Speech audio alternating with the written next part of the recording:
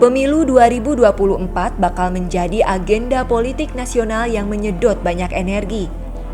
Selain akan diikuti oleh banyak partai politik, ada dua agenda besar yang memerlukan keterlibatan dan keseriusan semua pihak. Dua agenda itu adalah Pilpres dan Pilkada. Berdasarkan agenda, pada 14 Februari 2024 akan dilangsungkan pemilihan presiden dan wakilnya, termasuk pemilihan anggota legislatif pusat hingga daerah dan anggota DPD. Lalu pada 27 November 2024 bakal digelar pemilihan kepala daerah, pilkada serentak untuk memilih pasangan gubernur, bupati, dan wali kota.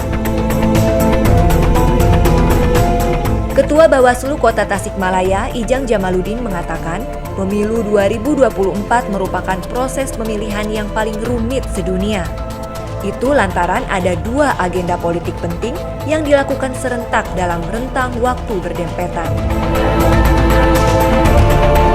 Ada banyak tantangan yang bakal dihadapi. Dua di antaranya adalah cara-cara kotor para politikus dan sikap skeptis para pemilih. Kendati tahapan pemilu baru dimulai pada Juni 2024, tapi sejumlah pelanggaran sudah terjadi. Pelanggaran itu misalnya pencatutan nama yang dilakukan dalam tahap pendaftaran partai politik. Dalam pengawasan verifikasi administrasi, ditemukan ada pencatutan nama dalam keanggotaan partai politik. Dari mana nama itu? Dari mana si partai mendapatkan KTP?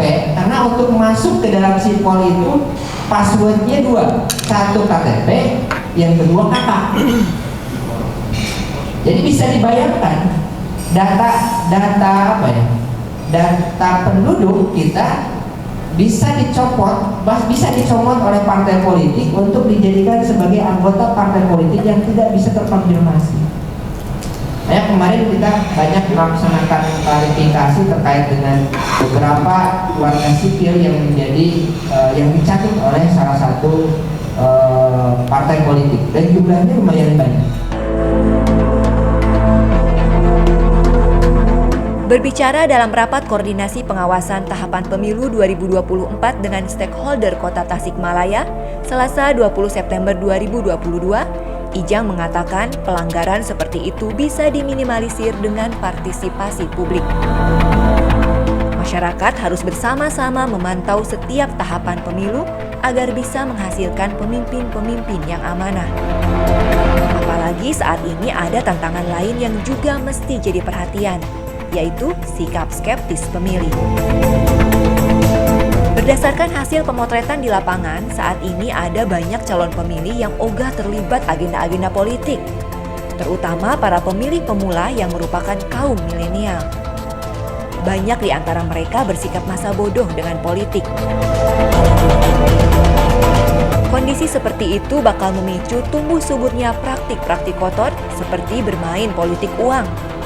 Para politikus akan memanfaatkan situasi tersebut dengan menawarkan sejumlah materi demi memuaskan syahwat politiknya.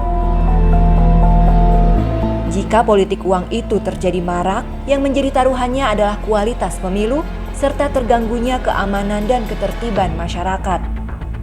Untuk itu, Bawaslu Kota Tasikmalaya menggelar rapat koordinasi dengan berbagai pemangku kepentingan demi menjaga kualitas pemilu 2024. Jadi kita menggagas koordinasi antar stakeholder ini dalam proses tahapan penyelenggaraan pemilu. Jadi Bawaslu memandang hari ini belum ada dari pemerintahan yang menginisiasi ada rapat koordinasi terkait dengan penyelenggaraan pemilu ini. Jadi karena Bawaslu memandang bahwa ada indikasi potensi pelanggaran yang nanti juga akan berbanding lurus dengan potensi Kantibmas ataupun sebaliknya Kantibmas yang nanti akan berpotensi pada pelanggaran. Maka kami butuh untuk berkoordinasi dengan masing-masing stakeholder kaitannya dalam bentuk pencegahan ini.